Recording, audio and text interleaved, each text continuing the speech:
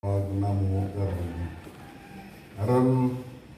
karong hapon na dugay na ko tanay mga 3 weeks sa siguro nga schedule na to.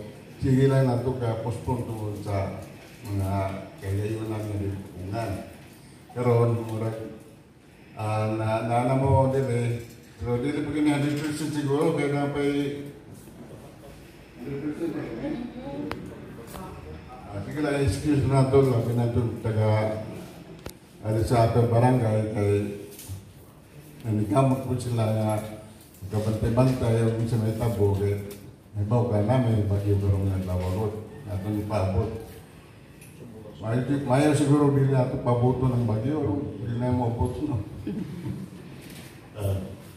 Nego karon sa inyo ito bang pahibaw ka ninyo na isip inyong chairman sa civil society.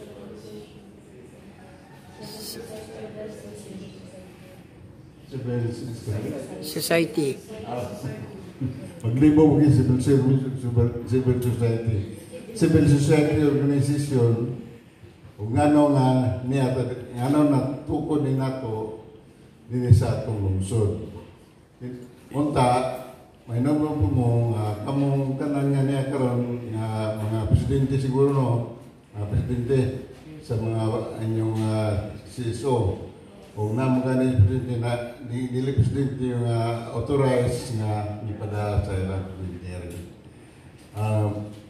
Akong ipahimangno kaninyo nga ang unsay na nasa inyong konstitusyon unta may ato buhaton. Ug unsay nga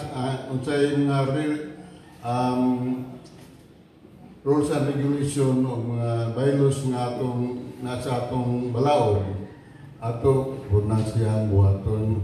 Kinahanglan magsubay ta